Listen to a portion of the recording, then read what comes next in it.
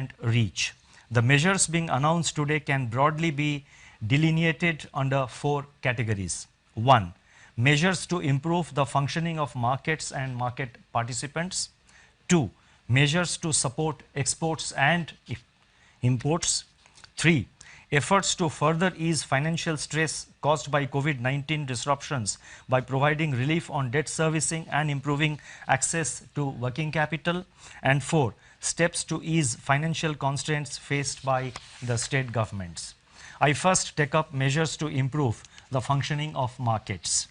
The RBI had earlier announced a special refinance facility of 15,000 crore to SIDBI at RBI's policy repo rate for a period of 90 days for the lending and refinancing operations of the SIDBI.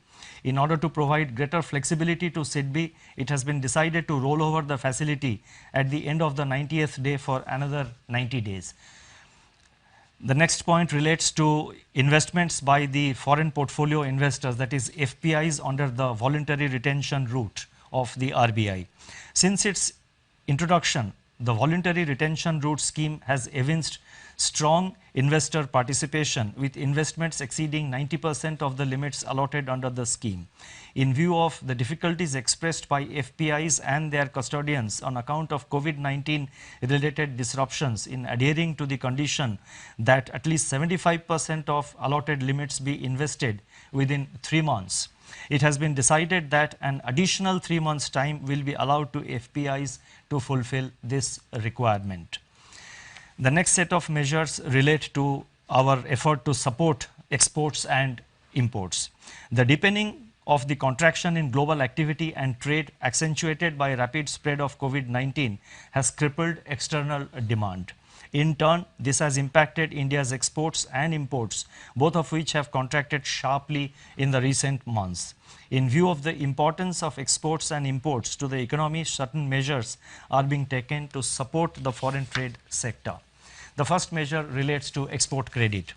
In order to alleviate genuine difficulties being faced by exporters in their production and realization cycles, it has been decided to increase the maximum permissible period of pre-shipment and post-shipment export credit sanctioned by the banks from the existing 1 year to 15 months for disbursements made up to July 31st, 2020. The next measure relates to liquidity facility for the Exim Bank of India. In order to enable the Exim Bank to meet its foreign currency resource requirements, it has been decided to extend a line of credit of rupees 15,000 crore to the Exim Bank for a period of 90 days with rollover of up to 1 year, so as to enable it to avail a US dollar swap facility. Next measure relates to extension of time for payment for imports. With a view to providing greater flexibility to importers in managing their operating cycle in a COVID-19 environment, it has been decided to extend the time period for completion of outward remittances against normal imports, that is excluding import of gold, diamonds and precious stones and jewelry, into India from 6 months to 12 months from the date of shipment of such imports made on or before July 31st, 2020. The next set of measures relate to measures to ease the financial stress.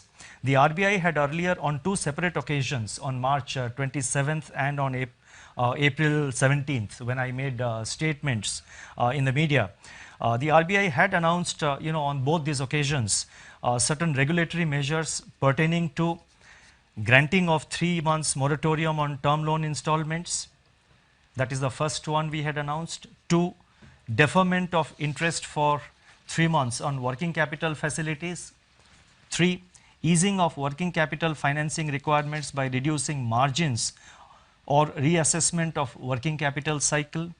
3, exemption from being classified as defaulter in supervisory reporting and reporting to credit information companies. 5, I think 1, 2, 3, 4, 5, I am just listing out. It's possible that it missed to, that exemption probably was number 5, exemption from being classified as defaulter. I think that was 4.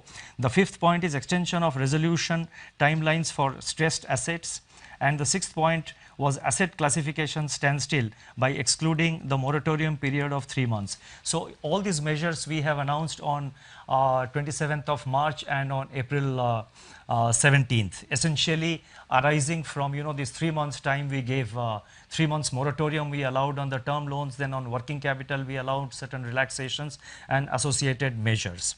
In view of the extension of the lockdown and continuing disruptions on account of COVID-19, the above measures are being further extended by another 3 months from 1st June till 31st August, taking the total period of applicability of the measures to 6 months, that is from 1st March to 31st August 2020.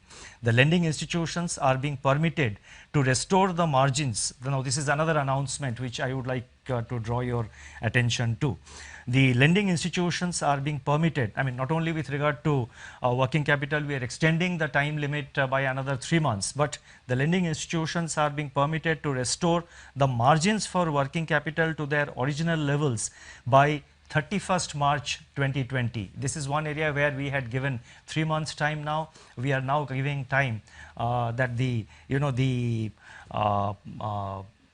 margins which the reduced margins, that will be restored by 31st March, which will make it easier for borrowers to sort of manage their finances, manage their cash flow in a gradual manner. Similarly, the measures pertaining to reassessment of working capital cycle are being extended up to 31st March 2021. Additionally, it has been decided to permit lending institutions to convert the accumulated interest on working capital facilities over the total deferment period of 6 months, that is from 1st March to 31st August, into a funded interest term loan which shall be fully repaid during the course of the current financial year ending 31st March 2021.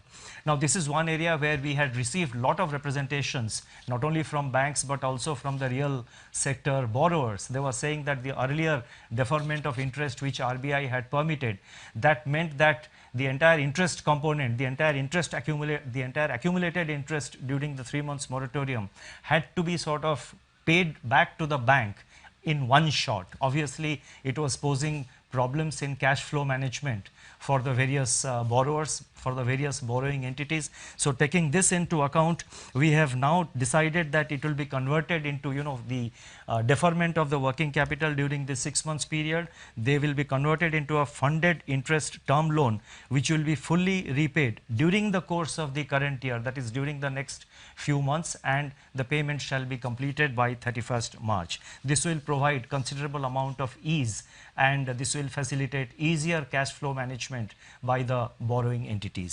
In view